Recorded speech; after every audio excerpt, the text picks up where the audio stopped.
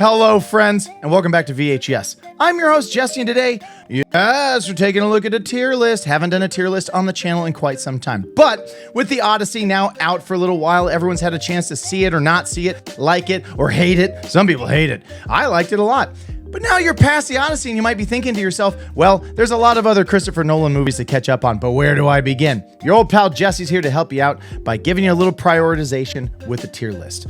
Couple things before we get started. One, I'm gonna go pretty quick through these, okay? I don't wanna take up your whole day. Number two, no spoilers, but apologies if I accidentally let something slip about one of these older movies. You know what I'm talking about? Also, remember these are just my opinions. So if you hate them, let me know in the comments. If you love them, let me know in the comments. Either way, let's dive in. All right, keep it snappy. Following. We gotta start with Following because we're starting at the beginning. Following is a B. It's a good movie. It's a twisty little movie. It's fun. I just saw it about a month ago for the first time. And if you want to see all of his movies, make sure you catch Following. Not a priority at all. That's a B tier movie. But Memento immediately starts off our S tier category. I'm not just saying this because I worked at the movie theaters when Memento came out, and it was a massive cultural phenomenon. I'm saying this because if you haven't seen Memento, you are about to have a ride. This is a great, beautifully constructed, twisty, fun movie. Great ride. See Memento now. You may have noticed I made an oof category, and truthfully, I made it for Insomnia. Insomnia stinks. Again, completionists will want to see it. You watch Al Pacino and Robin Williams act together. That seems cool. That might be worth it for you. Not a good movie. If you want to see a better version of this, Insomnia is a remake. The original Norwegian film starring Stellan Skarsgård is way better. It's only like 3 years older than this movie. Go see that. Coming up now, Batman Begins. A tier, not S, A tier. But we can, I think, all agree the whole Batman franchise that Nolan is responsible for, S tier. Begins was just the beginning, still very good. Prestige. Okay, Prestige is a B for me. It's going to go ahead of the Following. A lot of people love the Prestige. If you haven't seen it, go check it out. Maybe you'll come back and say, you know, Jesse was like way low on the Prestige. It's so magic-y and twisty, and I couldn't believe what happened at the end. But maybe you'd feel like, it's actually pretty gimmicky, and I don't want to take too much time, but I have issues with the mechanics behind a lot of the magic, and that it's just a very gimmicky story. Meanwhile, The Dark Knight. Still, for my money, the greatest superhero movie of all time.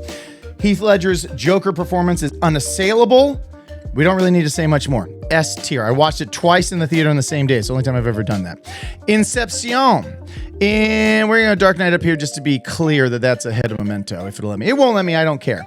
Inception, absolutely an S tier movie. This is the movie. If you haven't seen most of these yet, this is the one where Christopher Nolan, for my money, becomes Christopher Nolan. It's an original idea, a fun sci-fi action premise with some of the craziest mechanics and action you've seen ever. Wonderful stuff. Inception, absolutely S tier. Dark Knight Rises, it's B tier. It's not that great. Tom Hardy's hilarious. There's fun action and stuff. I'm not mad at it, but we all knew they kind of stumbled across the finish line with that one. That's okay. Interstellar. Interstellar is a big old B tier movie for me. I understand it's a big, fun space adventure. People are excited to see Matthew McConaughey do a Christopher Nolan movie, but I thought it was pretty bad. Pretty just... I don't know. The Martian's better. Project Hail Mary is a better version of this that just came out this year. The sound gets really bad. This is where Nolan starts mixing the audio so high you can't hear the characters talk, and he says he likes it that way. Blah. And the twist in this one I saw coming from minute one. It stunk. Dunkirk, A tier. Dunkirk is great. Comes out after Interstellar. Keeps Tom Hardy in a mask. Remember that? Tom Hardy was Boone, and then he was the pilot. But Dunkirk is fantastic. Very boots on the ground movie about trying to get these troops off a beach. It's a war movie, no sci-fi. He handles it beautifully. The whole thing is on like a ticking clock. It's a great experience. Tenet. Tenet, I can't believe I'm doing this. I had planned in my heart to keep Tenet a B. But I've rewatched it, and Tenet has gotten better for me. I think he's too in love with the premise here for this to be an S tier movie, but he pulls off, basically, Christopher Nolan does, as good of an execution of this idea as is possible on screen. It's timey-wimey. There's a lot of reverse photography that you will see. He loves it. But it's a very good movie, and the characters, but honestly, by the time I watched it a couple times, I started really falling in love with the characters and their journey. which is hard to do in a timey-wimey movie. Oppenheimer. Oppenheimer's a B for me. I know it saved the summer box office that year. I know that it and Barbie had everyone a Twitter about going to the movies again.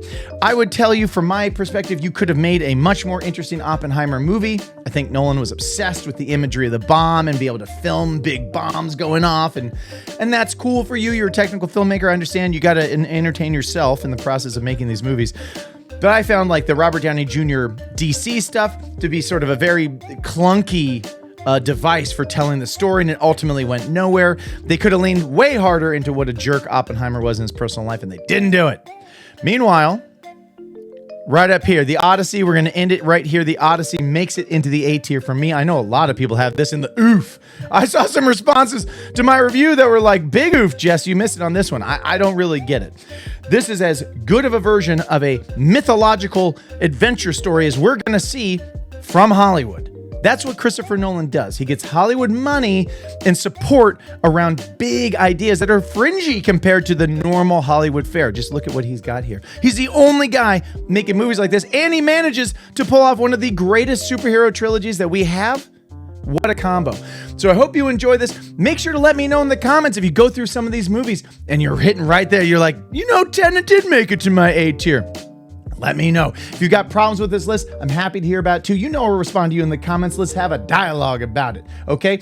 And if you enjoyed this tier list, make sure to like the video and subscribe to the channel if you want to support what it is we do here, which is just enjoying this great big 2-6 year of movies, guys. They're having so much fun, and there's so much more to come.